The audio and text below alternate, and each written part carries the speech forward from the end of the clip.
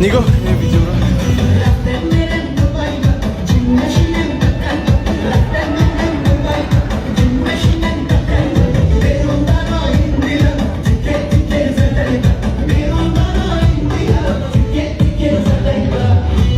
حضرت ابن عباس رضی الله عنه روایت میکنه که میگه رسول اکرم صلی الله علیه و سلام فرمودند لعنت الله باد بر مردهایی که چون به زنها مانند میکنند و لعنت الله باد به زنهایی که چون به مردها مانند میکنند.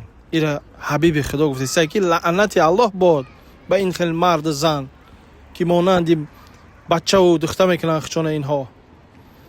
من همه اکرم میشناسم، میدونم این حجوینیگاره او من نمیدونم ایره چی بلو زده. این پیش میپوشید رول بازی میکرد مثال بچه ای زن نیست، بفکر نکنی نیست زنه، این مرده. اکایما دیما فساس یا دیگه هسته کو ولی بفکر من ویدیو میکنه ولی تمام بعد دیگه پا شما مردن. الله سبحانه و تعالی شما را مرد آفرید. همیدی بین پاتون شما چیزی مردی ندارین، زنانه نه.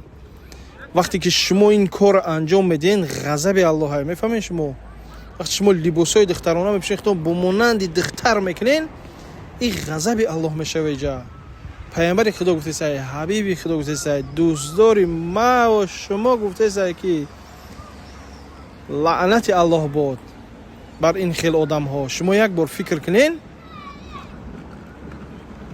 از الله نمیترسین. چی در کاره مثال همین کارها همین انسان هایی که این گناه خطا نمیکنه من که میرم میدونم اونم دیگه فساسیت میدونم تمام دیگه من میاره دیگه میشونم. چی در کاره همین چیزها فردا ما مردنی هستیم. ما گفتم مو یک اکتور دیگه الله رحمتش کنه میشناسین شا میپرسه اونو کی میگه شما نمیرنده میخواین؟ میگه نه همه انسان میمره.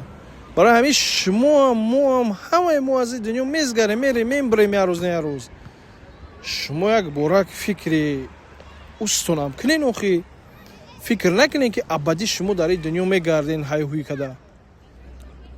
فرعون بی کی بود؟ این قدر بگیم پول و مال داشت، تیلا و تنگه داشت، اسکر داشت.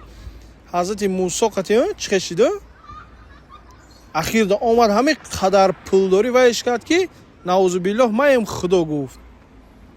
الله سبحانه و تعالی چیکار کرد؟ حضرت موسی را گفت رو. هارون برادر تگیر گفت رو نترس، گفت برا بدرو پریموی گفت پیشش دعوتش که گفت بگو که تو خدا نیستی، تو بنده خدایی. چیکارش کرد؟ بعد رفتن گفتن شا این پیامبرای خدا همه برای چی اومدگی هم؟ برای ما اومدگی هم که مردم ها بفهمونن بگن که مردم این ایجاش درسته ایجاش درست نیسته، این شبکه و شنکه.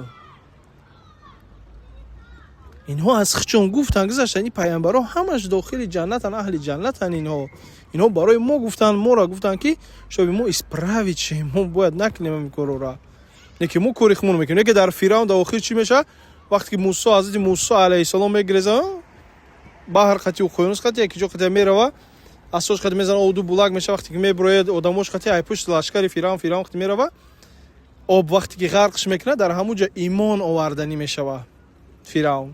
ما روز داو حدیث دیگری ما گفته بودیم میره ویدیو کرده بودیم وقتی که ایمان میاره از پیامبر محسن جبرائیل گفته است حضرت جبرائیل پیامبرمون گفته است میگه فرعون وقتی که ایمان آورده بود میگه من نموندمش در دهش خاک پر کردم که یکی با همون ایمان نیارم اسد بگه بعد خداوند که رحمتش که کلان که از ما نبخششه وای کنه با همین خاطر در دهش خاک پر کردم گفت سنی محمد کی نگه میگه پا با همین خاطر ای الله سبحانه و تعالی بترسین از مردهایی که خودتون با زنها مونن میکنین و زنهایی که خودتون با مردها مونن میکنین.